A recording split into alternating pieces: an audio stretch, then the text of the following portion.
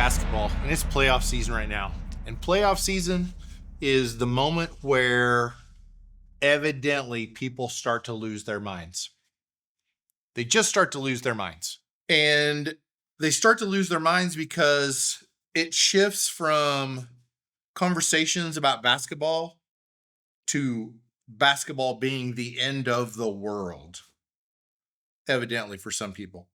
And this is the time of year that I start to avoid several social media platforms because of this just craziness that happens. Because it's playoff season, and this seems to be all life and death. And in it being life or death, there is this permission in the world we live in right now to use half truths and to use rage as engagement. They just want to get you mad because the click is a click is a click, and rage engagement still sells. And they want to paint people as villains. And it's not really even fringe behavior anymore. It's standard. It's standard practice. We've become the world that is fascinated with hot takes.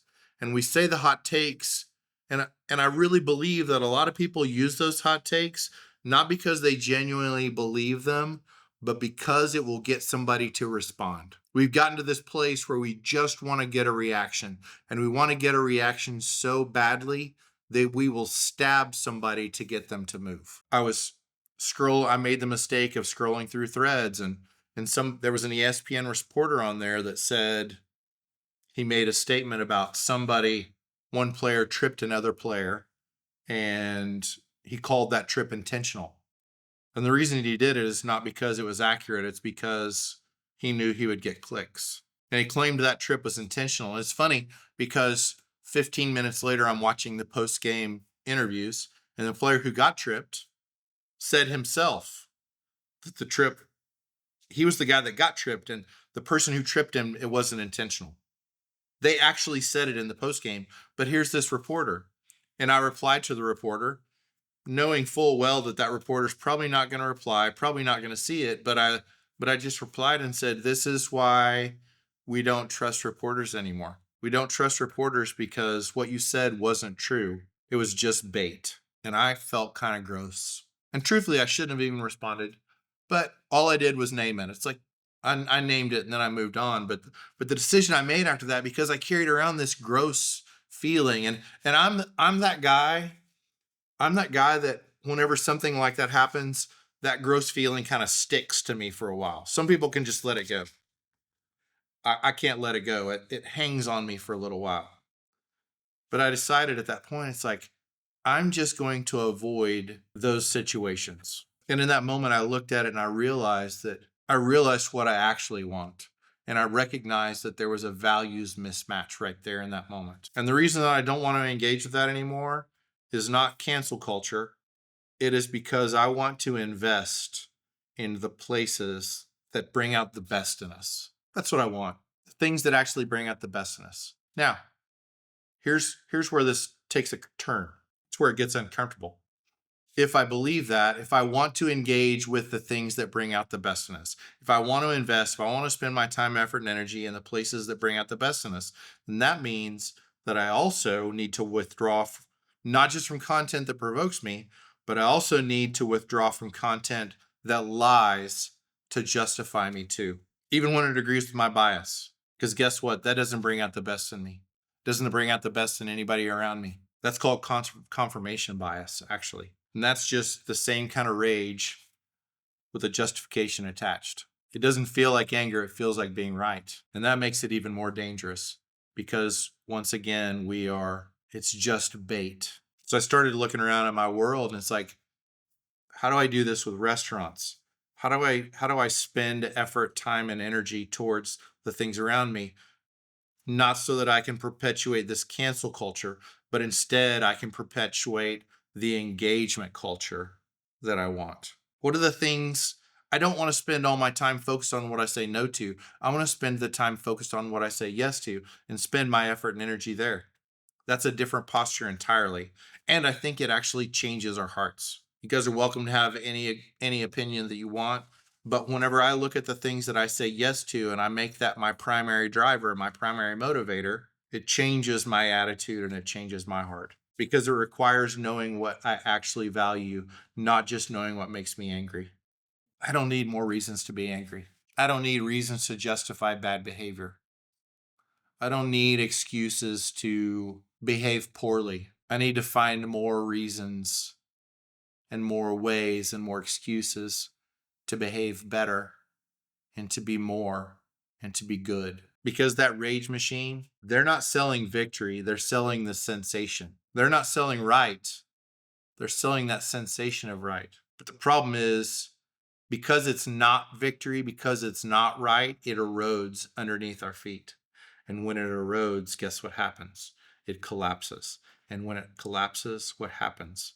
Somebody gets hurt. And that somebody might be something terrible that we say to another person, but it also might be at the price of our own souls, the nature of who and what we are. Silly example. My youngest watched the end of Stranger Things. And at the end of Stranger Things, we finished the whole episode, a whole season, a whole series, whole everything. And of course, we're sitting there, both my sons and myself, we watched all of it.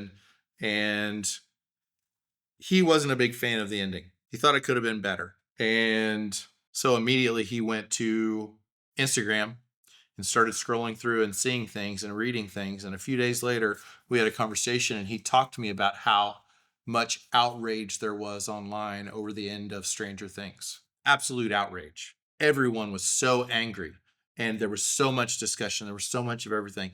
And there was discussion. There was those things. There were conversations. There was.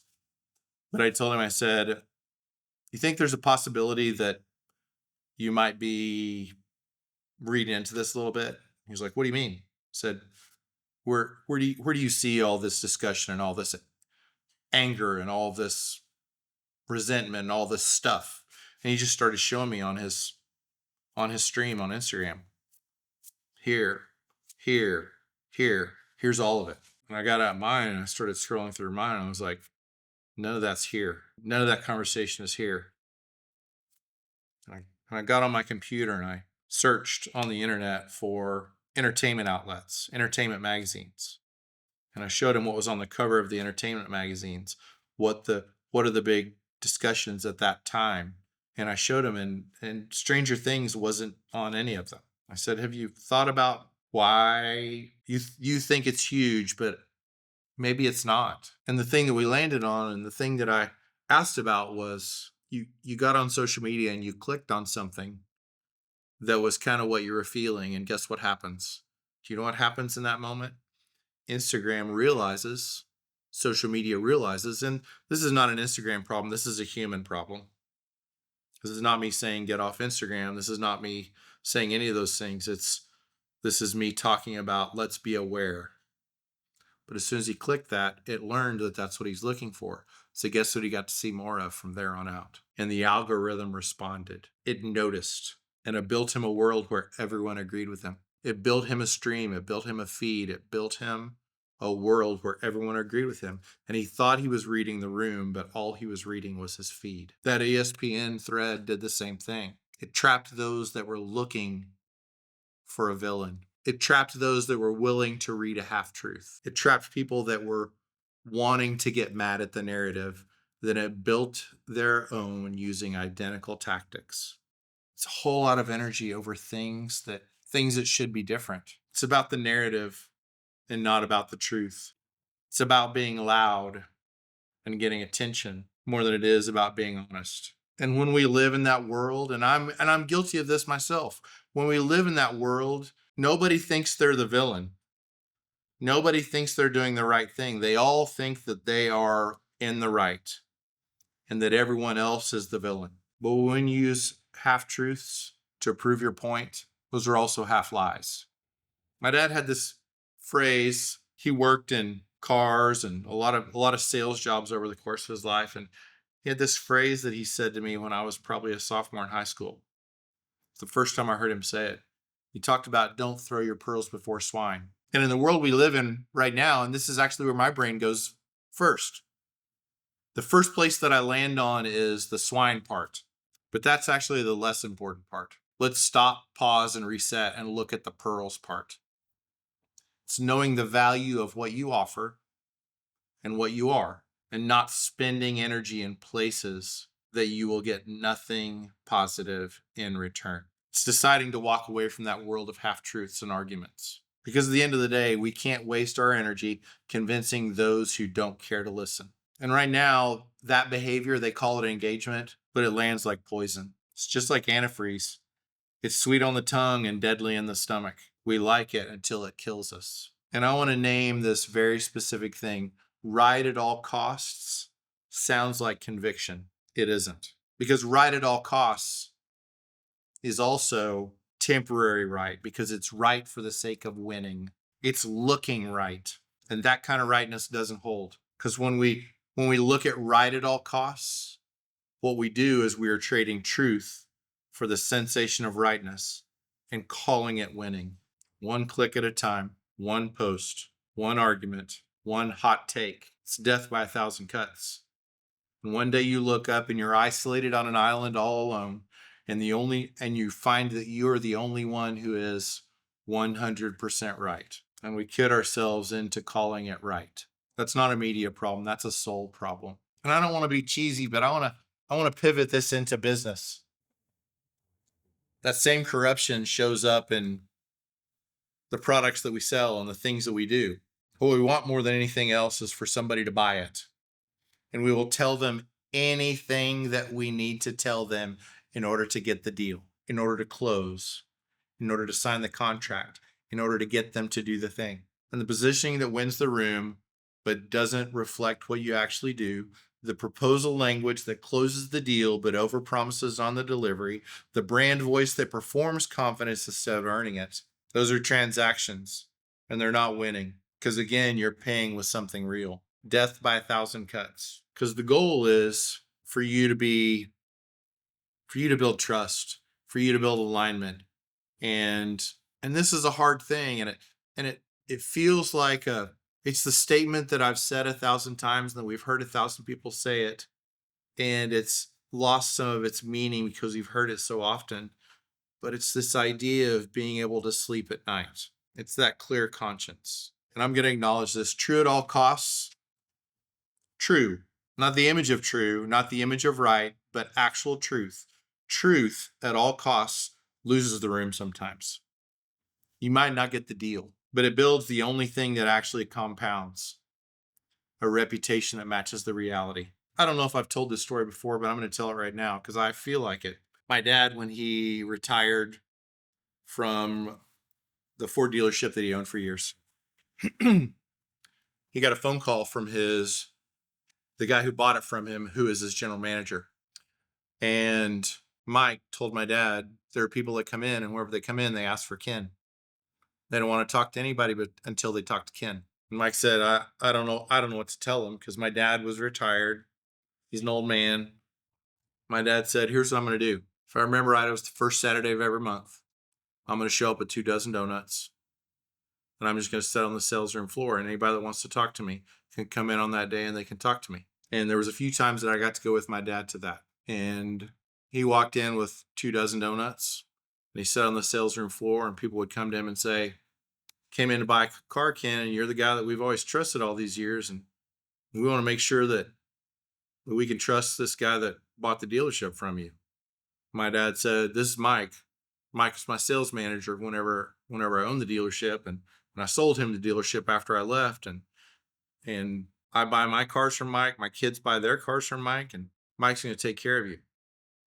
And if for some reason Mike doesn't take care of you, you let me know and I'll beat his ass. But my dad, one by one, had those conversations. And I watched as he transferred years of credibility, transferred years of a reputation that matched the reality.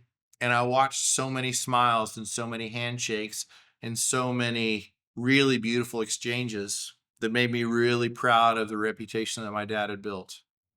That wasn't built on half-truths. That wasn't based on winning at all costs. That was based on knowing the value of his own soul. Right at all costs or true at all costs. That's the choice. And it's being made constantly by all of us, usually without realizing it. And I want us to take a deep breath and realize that the machine doesn't need your soul to keep running, but you do. Thanks for listening. See you next week.